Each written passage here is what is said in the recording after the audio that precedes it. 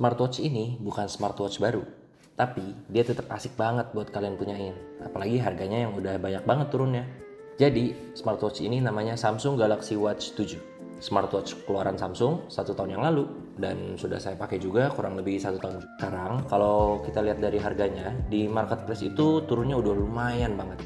Dari harga awal rilisnya yang ada di 4,9 juta, 5 juta kembali 1000 lah, menjadi 2 jutaan untuk varian yang 40 mm, dan untuk yang varian 44 mm itu ada di angka 3 jutaan kecil lah.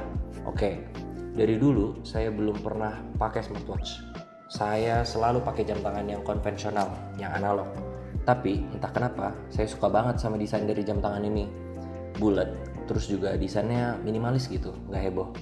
Terus pas saya lagi jalan-jalan ke mall, saya lihat tuh ada di toko Samsung, langsung deh saya coba. Dan pas saya coba, surprisingly ini cocok banget di tangan saya. Ya udah, nggak pikir lama-lama, langsung deh saya beli.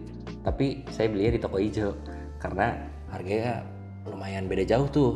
Waktu itu saya beli di angka 4 jutaan kurang dikit lah, dan itu untuk varian yang 44 mm.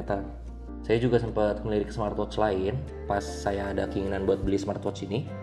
Waktu itu saya juga sempat kepincut untuk beli Huawei Watch GT5, tapi tetap saya mantepin aja untuk beli smartwatch ini karena device saya juga rata-rata pakai Samsung. Jadi biar satu ekosistem lah, biar enak juga kan. Oke, jadi untuk unit yang saya punya ini adalah varian silver 44 mm. Saya nggak pakai strap bawaannya karena menurut saya itu agak flat aja gitu. Jadi saya beli strap tambahan. Waktu itu saya beli 2 strap. Yang satunya itu strap Samsung juga, tapi warnanya beda. Waktu itu warnanya yang hijau. Dan surprisingly ini cocok banget dengan warna silver yang saya punya ini. Dan untuk yang kedua, saya beli itu aftermarket di toko Oren. Itu harganya 100 ribuan dan itu kulit. Jadi biasanya ini saya pakai kalau lagi ke kantor, kayak lagi ke acara-acara, kayak lebih formal aja gitu, dan biar cocok juga kan, tapi tetap nggak kelihatan sporty. Oke, lanjut kita bahas spesifikasinya dulu. Jadi ini bodinya udah pakai armor aluminium, udah cukup banget buat kebutuhan sehari-hari. Lalu untuk layarnya udah pakai sapphire crystal, udah kokoh banget lah pokoknya, udah anti gores. Walaupun ada sih gompal-gompal kecil sedikit karena pemakaian juga kan, tapi nggak terlalu kelihatan lah. Terus juga smartwatch ini udah disertifikasiin IP68 dan di 5 ATM. Jadi udah bisa banget nih kalau dibawa berenang, tapi di air tawar ya. Kalau di laut begitu saya nggak saranin sih. Lalu untuk jam ini juga udah pakai dual band GPS, jadinya udah akurat banget nih kalau buat lari-lari dan pakai maps gitu.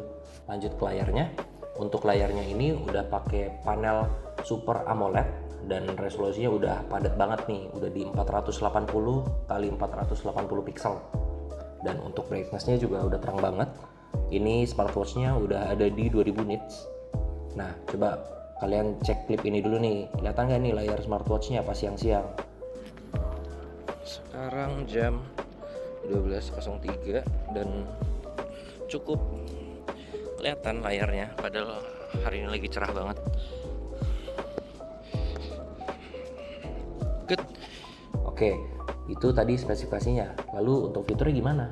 Oke, saya ada salah satu fitur yang paling saya suka banget dari smartwatch ini, yaitu fitur gesturnya. Ada double pinch, shake to dismiss, dan yang terakhir itu knock knock. Mirip seperti brand sebelah sih fiturnya, tapi harganya kan juga lumayan jauh. Untuk double pinch dan shake to dismiss ini yang paling sering banget saya pakai sih. Sebagai contoh, pas saya lagi motoran atau pas lagi saya ngendarain mobil dan saya mau balas notifikasi WhatsApp, saya tinggal dapat double pinch aja untuk balas pakai voice text atau voice note. Selain double pinch juga fitur shake to dismiss-nya itu juga oke banget nih. Contoh, kalau ada telepon atau alarm yang masuk tapi saya lagi sibuk atau bawa kendaraan, nah saya tinggal shake aja tangan saya, beres deh. Dan untuk gesturnya itu ada banyak lagi sih. Kalau kita aktifin universal gesturnya, itu ada di setting. Itu bisa dikustomisasi tuh per gesturnya mau diapain.